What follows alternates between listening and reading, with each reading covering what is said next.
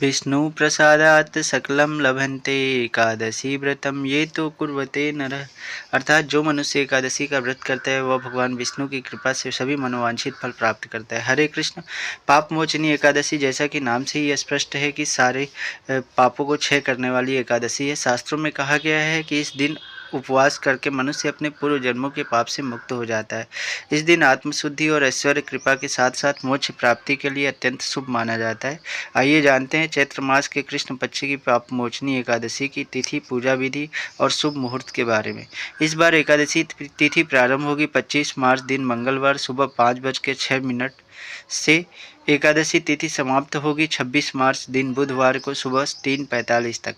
एकादशी की तिथि इस बार 2 दिन है। ऐसे में व्रत रखने की तिथि से लेकर बहुत ज़्यादा असमंजस बना हुआ है। लेकिन कौन सी तिथि में आपको व्रत रखना है, चलिए आपको बताते हैं। इस बार पाप मोचनी एकादशी का व्रत 25 मार्च मंगलवार को और 26 मार्च बुधवार को दोनों ही दिन रखा जाएगा। 25 मार्च दिन मंगलवार को एकादशी सारा दिन रहेगी, सूर्योदय से पहले, लेकिन दसवीं तिथि भी है।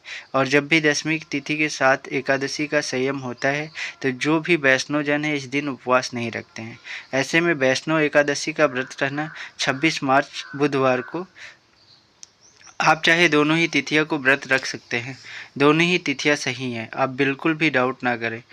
द्वादशी तिथि प्रारंभ होगी 26 मार्च बुधवार को सुबह 3:46 से और द्वादशी तिथि की समाप्ति 27 मार्च गुरुवार को 26 मार्च की मध्य रात्रि को ही 1:42 AM को रात के समय ही द्वादशी तिथि समाप्त होगी।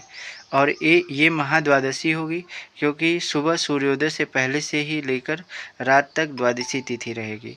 और ऐसे में बहुत से भक्त एकादशी के साथ साथ द्वादशी में की व्रत रखते हैं, क्योंकि ऐसा संयोग बहुत कम ही देखने को मिलता है। और इस बार एकादशी व्रत बहुत ही शुभ योग यानी कि स्वार्थ सिद्धि योग में रखा जाएगा। ऐसा बहुत ही संयोग बस ही होता है कि एकादशी व्रत सर्वार्थ सिद्धि योग एक साथ बन रहा हो। ऐसे में शिव योग इस बार 25 मार्च को दोपहर 2:53 तक रहेगा और बाद में सिद्धि योग प्रारंभ हो जाएगा। 26 मार्च को सिद्धि योग दोपहर 12:36 तक रहेगा और बाद में सार्थ योग पूरा दिन रहेगा। और जब एकादशी व्रत रखा जा रहा है तो ऐसे में दोनों ही दिन पारण मुहूर्त अलग अलग प्राप्त होंगे। ध्यान रखिएगा, जब भी आप एकादशी का व्रत रखते हैं तो आपके व्रत पारण मुहूर्त के साथ साथ हरिवास के समय का भी पता होना चाहिए, क्योंकि कई बार लोग व्रत तो रखते हैं लेकिन हरिवास के समय में ही व्रत खोल लेते हैं और हरिवासक द्वादशी तिथि में प्रारंभ हो जाता है, जो कि 5-6 घंटे रहता है। इस अवधि में व्रत नहीं खोलना चाहिए। और जो लोग इस बार 25 मार्च मंगलवार को पाप मोचनी एकादशी का व्रत रखेंगे उन्हें 26 मार्च 9:06 से 10:56 AM के बीच में व्रत खोलना पड़ेगा। और इसके अलावा दोपहर में 1:31 से 2:48 का समय भी व्रत पारण का रहेगा।